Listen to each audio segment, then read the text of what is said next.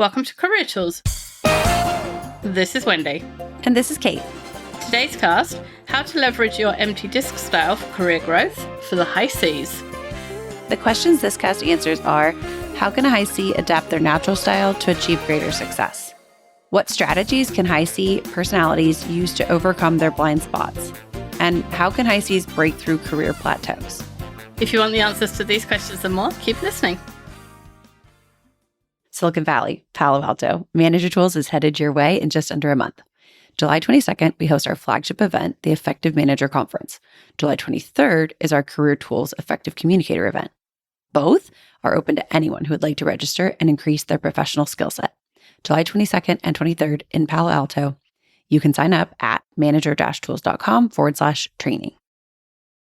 This is the fourth of the series of casts about leveraging your strengths depending on your DISC style. And in everyone, we've said that career growth comes from leveraging your strengths and mitigating your weaknesses. And we all have both, but we all also have a wide array of strengths, some of which we like to use more than others. And it can be difficult to work out which ones of those could be applied to career growth most effectively to help you move forward at the pace and in the direction that you want to.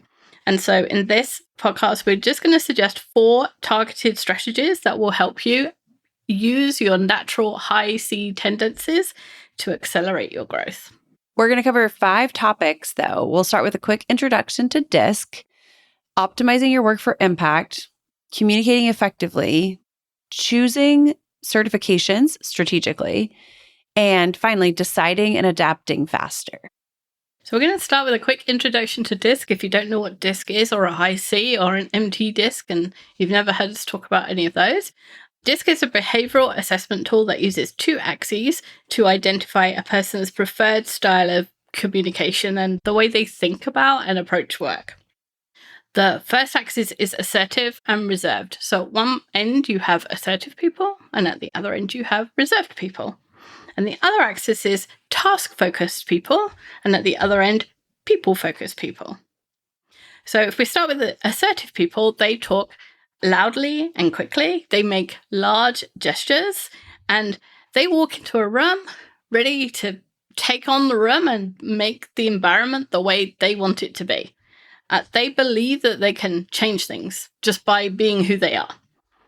People who are reserved speak more cautiously and slowly and quietly.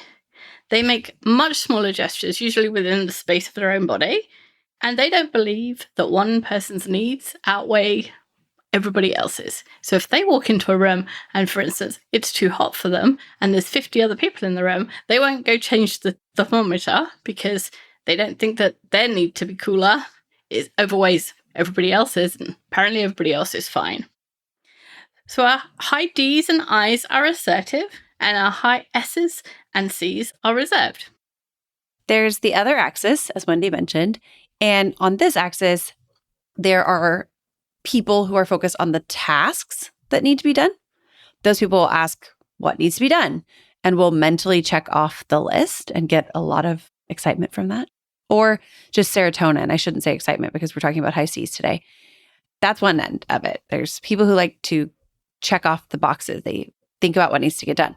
On the other end of this axis, there are the people-focused individuals. And those people are more interested in who's here. And they will take time to connect before they begin work. And when we say people-focused, we really mean that they are focused on people. It's just 2 different ways of going about it. High Ds and Cs are task-focused. High Is and S's are people-focused. So putting the 2 axes together, high Ds are assertive and task-focused. High Is are assertive and people-focused. High S's are reserved and people-focused. And high Cs are reserved and task-focused. And today, we're going to talk about high Cs. We are. So the first piece of guidance we have for you is optimize your work for impact. So the thing about high Cs is they have logical, unemotional, data-driven, rational analysis skills. That's how their brain works. They look at a situation and they don't think about who cares about what. They just think about what's the most rational thing to do in this situation. you naturally think about systems and systems effectiveness. And that really works for you a lot of the time. And that's why you rely on it. It's a really good skill. It's a skill you're usually more adept at than others, and you use it well. Yeah, it's something that upon which high Cs rely. And this tendency to rely upon a skill is true of all of the profiles, right? Each profile has a different skill, they have a different strength, and that strength has worked for them in the past. And when you find something that works, you tend to continue to do it, which leads then to it being a common behavior for a person. And for high Cs, it's just this ability to see the steps, the process rationally, logically, and very data oriented and in a detailed way. This attention to detail that high Cs have ensures excellence in most everything you touch. While others might accept good enough, high Cs make sure their work meets the highest standards. All the boxes are checked, the I's are dotted, the T's are crossed, and there is a bow on it at the end.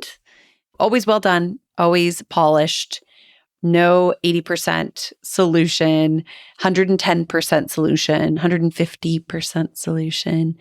That's the high C's bread and butter. High Cs also have this ability to analyze complex information and identify critical flaws. This prevents problems that other people can't see and could not predict in the system and its outcomes. You're the person who ensures precision and accuracy, really truly creating quality where others might move on before the work is perfect, or even some of us might move on before the work's complete. Mm-hmm. High Cs also Boring. stick it out. Yeah. Already moved on. Bye. Exactly. Busy. Yeah. It's amazing. But if you're a self-aware high C, you might notice that sometimes your goal of perfection delays project completion because you need to analyze every detail. And sometimes you focus so intently on following procedures that you miss the opportunities for creative solutions. And sometimes you might find yourself overthinking decisions and just keep on gathering data. I need more data before I can make a decision. When a timely choice made on the available information might better serve your team.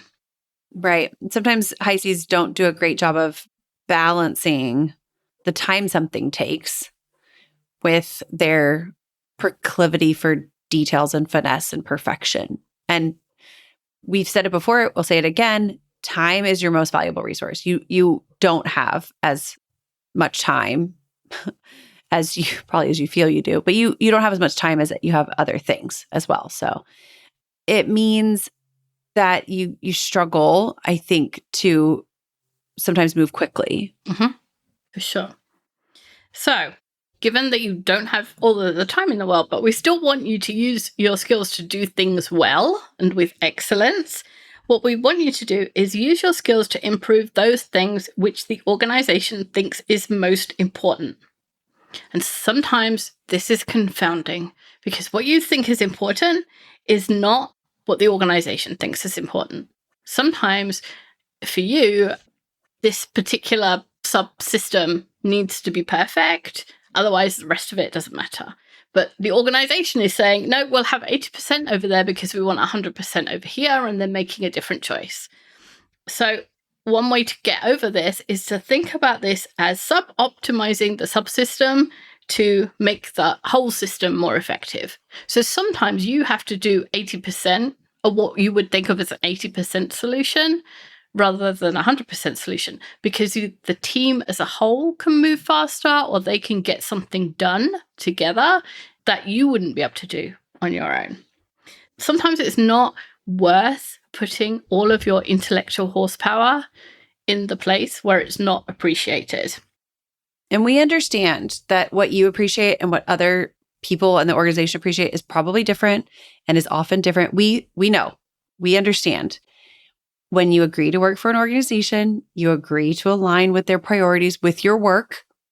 And in this case, this is one of those areas where you might have to say, okay, I understand they need my expertise. I get to leverage my skill, not necessarily in the same place I would like to, and I still get to leverage my skill. So just remind yourself it's not always, again, 80%. You get to do 80% of what you want. So instead of putting your powers for good in an area where you think is the right answer, let's put it where the organization thinks it's important. So start by optimizing what the organization thinks is important. And then once you have more influence, you can work on what you think will make the difference. Then you get to be the person who decides where we put all those resources. Get promoted twice and you'll get to decide. Exactly. And we're not picking on high Cs because high Is are just as frustrated that they can't spend half their day chatting with everybody and making sure they've heard everybody. They actually have to go do some work and get their projects finished. Yeah. The high Ds are frustrated that they have to wait for people and listen to other people's opinions.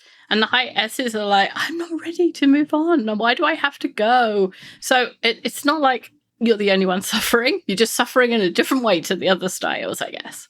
And I would even suggest that we all remind ourselves a little bit that for most people, they spend at least some of their workday doing something that isn't what they'd like to be doing at that moment. That's just part of how it is. Where Wendy and I are right now, the weather is so beautiful. And I am spending my workday indoors attached to this computer. I would love to be sitting outside. Now, look, I could totally sit outside a little bit today. That's not a problem. And my point is, at some point during your workday, everybody is working on something when they would prefer to be working on something else. We're not suggesting it's a high C problem, to your point. Everybody has this thing. Oh, I have this special thing I want to do. Okay, cool. Not right now. Yeah. So, high Cs, the thing about you is you know how to optimize your work. And you could optimize it for anything because that's one of your skills. So, optimize it for impact to the customer and the organization, and you'll get the most career value out of the work that you're going to do. You have to be there for 40 hours a week or 50 hours a week, whatever it is. So, optimize for delivery to the customer and the organization, and you'll get career growth, which is what we're looking for. Mm-hmm. We're going to encourage you to use Pareto's principle, which is do the 20% of the work that leads to 80% of the career advancement. We know there's all kinds of other stuff you could be doing. We're recommending that you focus on the stuff that will benefit your career, even if it's not the stuff you think will solve the most problems. And we're not talking about the whole week. If you really wanted to, as a high C, you could make that 20% last like 4 hours. And the rest of the week, have fun. Yeah. And another thing we really want to encourage you to do is to communicate. Yes. So there's two problems with high C's communication. First of all, it's a lot of it's happening in their head and they forget to say it out loud.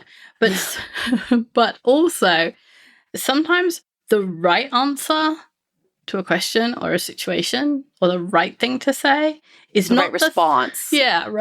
Is not the most correct or the most accurate, but the one that will be accepted by the human beings around you. Oh my gosh, you have just offended every high C that's listening. I know. I'm sorry. It's kind of like, you know, those optical illusions where there's two straight lines and they are actually the same length, but they look different because that's kind of you're explaining clear data rationally, and the other styles are looking at those two lines and going, yeah, I'm seeing something different. It's not that what you're saying is wrong. It's that they approach it from a different lens. Yeah. Everyone's hearing what you're saying through their own perception, their own assumptions, their own brain style. And when you're talking about the data, when you're explaining, when you're being logical, it gets convoluted for the other people, not through any fault of yours. But you have to keep in mind that high Ds focus on task and high Is and S's focus on people. And so when you're talking to them, they see a different image, often one really different than what you're saying from the same communication. What they hear is not what you are trying to convey in a lot of cases. And us other profiles really want to benefit from your expertise, your understanding, your rationale. But in order to do that, and we ask this of every profile, you have to learn to see what they do and translate your communication accordingly.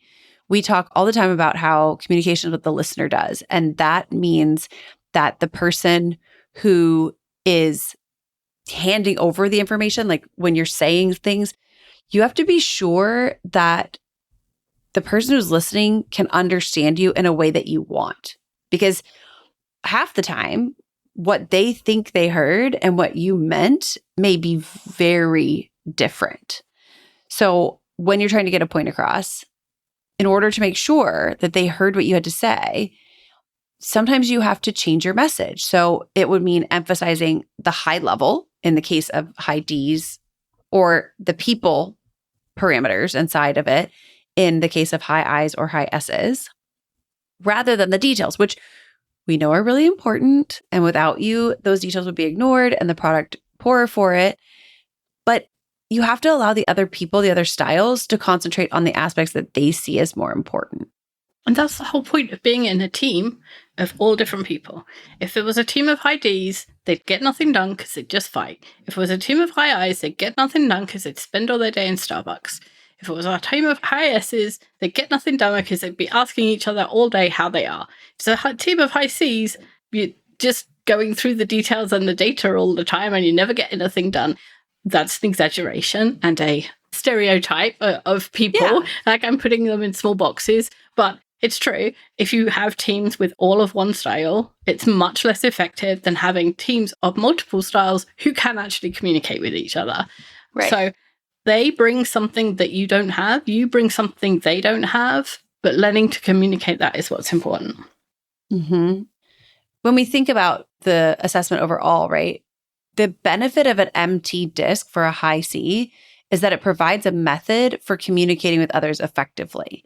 You don't have to intuit or understand innately how to communicate with the other styles. You just have to follow the instructions we give you and convert what you would say to the language that makes the most sense to them. And again, we ask this of every profile. We're asking everybody to adapt the way they communicate to the others around them. We're not just asking this of high Cs, because I don't want our high Cs to think, oh my gosh, they're picking on me and I have to change what I say and the other people aren't doing it. You're right. Not everybody's doing this, but the people who are getting their message across so much more clearly. And this will help people understand to some extent how important the work you're doing is, because it's not that what you're doing isn't important. It's that when you communicate it to them, they can't see the value because the way they see value is different from you. So when we're suggesting to you, hey, use their language, keep in mind that the only challenge is really overriding your own tendency and habit to communicate in ways that make sense to you. Yes. If you can speak French or German or Swahili, you can speak high D. And this is the perfect analogy, because if you're talking to someone and they speak Spanish and you speak English and Spanish, you wouldn't use English with them. No, exactly. Even if your Spanish isn't good, you'd at least try and use some of the words and then gesture for the others. Yeah. Using the other person's language increases the likelihood that they'll understand you. It's that stinking simple. But people don't always know that DISC is sort of like different languages, more like different dialects, because we're all using a similar language. We're all speaking human to some extent. And if you don't know, if you've got this far and you didn't know you were a high C, you've probably realized you are or you aren't because we're driving you nuts, or it's all making perfect sense. If you are on the Manager Tools website, on the top navigation, you look for MTDISC. You can take the profile. It will take 20 minutes. You'll have both a confirmation that you are a high C, and I think there's 40 pages of it, of this is how to communicate with the other styles. You literally just have to follow the instructions. Join us on our Executive Speaker Series call, July 17th, as Thomas Cox, the president and owner of Becoming a Best Boss Training and Coaching, teaches us how to unlock the power of teamwork with the Accountability Protocol. Discover tools that enhance clarity, trust, and performance. Learn how to improve your performance, reputation, and problem-solving skills. All of our Executive Tools licensees are invited. Become a licensee today to receive your invitation. Visit us online at manager-tools.com/memberships. So next we're going to talk about certifications, which are a high C's favorite thing.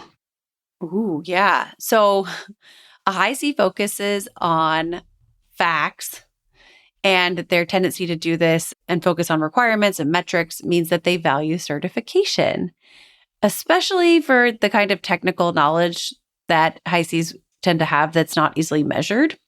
However, other styles, in part because we don't have the same focus and partially because we tend to be less technical, don't value certifications in the same way. I am not certain I hold any certifications. It never occurred to me to get them.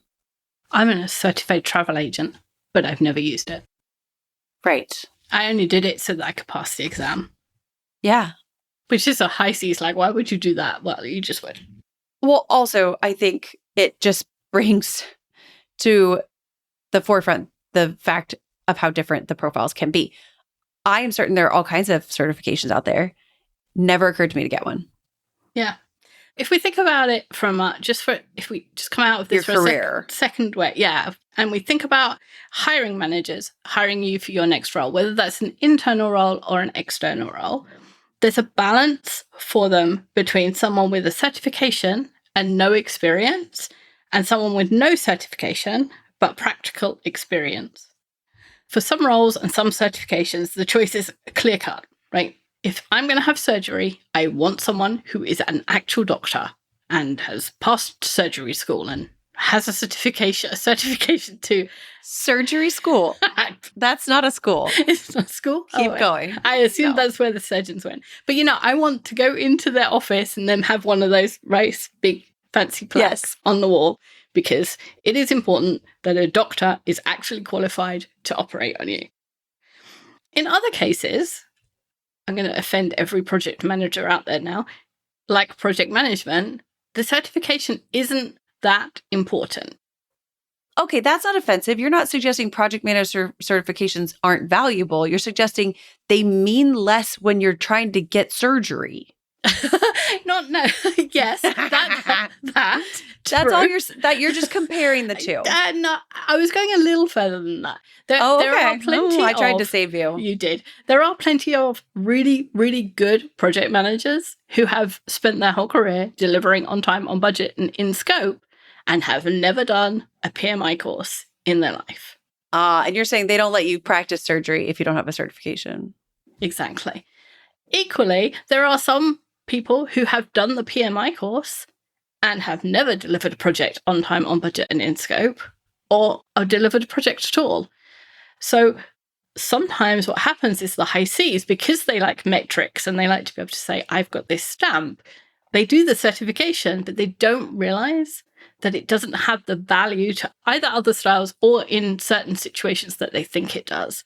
So they'll come to you with their PMI certification, for example, and you say, yeah, but that's not good to me because you've never delivered a project. I don't actually care that you've done the course. And that hurts their feelings because they worked really hard on the course and they got the certification. But in certain circumstances, it's less valuable than you think it is. Yeah. So if you have a choice about what certification that you want to work on, choose based on industry recognition if you're going for career growth. So choose the ones like surgery school, where it's a requirement or it's a really valuable just to have the certification, and that shows that you can actually do something. You don't need the experience as well. If you just want to take a course for fun, have at it. Do anything you like.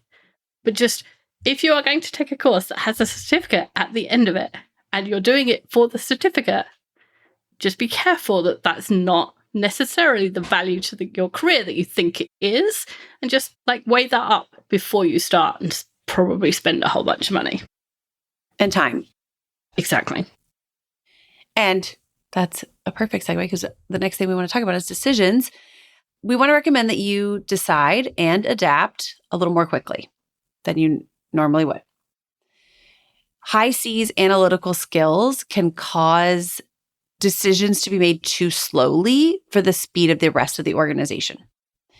High C's can easily see where data is lacking and that, of course, there are risks in places that other people can't see. They don't identify that. However, there's a different way of looking at the situation, which is the faster you adapt to any situation that requires a decision, the more control you keep. And that's really crucial. And the decision paralysis that is part of constantly looking for the perfect answer can cause us to lose traction and time, which is what we're specifically, obviously, the biggest one, but can also make it harder for us to make better choices along the way. Like it limits our ability to make choices throughout the rest of the project as well. Yeah. So if you look back over your career so far, you can probably see many, many times where waiting for more data would have given a better outcome. However, you can probably also see other times when waiting for more data gave a worse outcome, or where additional data, when it came, didn't make a difference to the choice you made. Or sometimes the data that came later made you think, I should have done that differently. But in the meantime, we've adapted, we've moved on, like it actually now doesn't have the relevance that it did.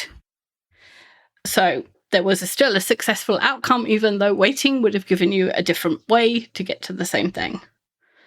So if the organization needs a decision made, or the data that you need to make a decision, or the data that you need to make a decision for your comfort level isn't available, just go back over your career in your own head. Think about those outcomes and make the call with the data you have when the organization needs you to make the call. Because you know there's all sorts of outcomes that you have experience of where more data didn't help, or more data didn't make a difference, or more data didn't make a difference because you'd already acted in a different way. Like, more data doesn't always make the perfect decision. What makes the perfect decision is making the decision when the decision needs to be made. Yeah, don't let your instinct and your natural tendency override what your experience tells you to be true, which is there is no perfect decision, and perfect decisions don't come from more data every time. And you are the skilled professional. You're the one who can adjust, adapt, and fix problems. I know you can. So trust that part of you, not more data. Yeah. Perfect really is the enemy of the good. Not every action needs deep analysis. Not every risk is worth waiting for perfect information. Experimentation and feedback are part of the way that you advance as an individual, and that teams and organizations advance as well. As you go forward, this ability will provide you with a treasure trove of evidence-based insights that you can intuit from rather than relying solely on feelings. You can, again, go back, think about what you've been through, remind yourself of the outcomes post-decision at different levels of information. You don't have to depend on hunches or guesswork. You'll have concrete data points showing where your comfort level would actually or should actually be versus where the risks truly lie. This then will allow you to have a systemic approach that can help change your uncertainty into a structured framework that utilizes your analytical strengths and also lets you move more quickly in fast-paced environments, contributing super valuable perspective and keeping pace with organizational demands, which we know sometimes is both difficult for and stressful to high Cs. And yet a high C's analytical smarts and the ability to keep up with an organization is like gold.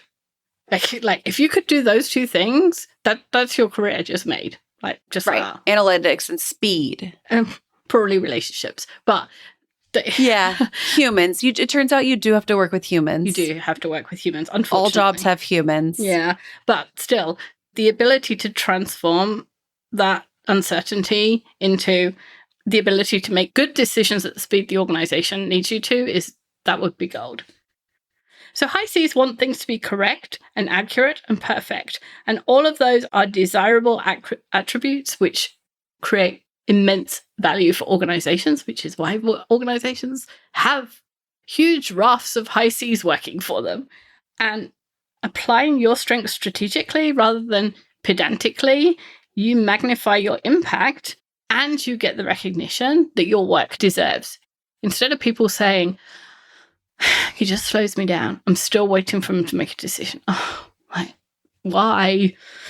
As a high D, that's all I have. Why? The most successful high Cs don't abandon their analytical approach. They apply it more broadly to include their career strategy as well as technical problems.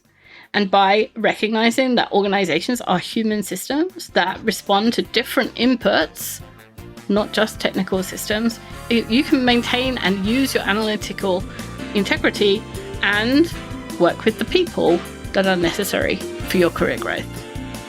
Thanks, Kate. Thank you, Wendy. Thanks, everyone. That's all for this week. Join us next week as we cover a new topic. Bye, everyone.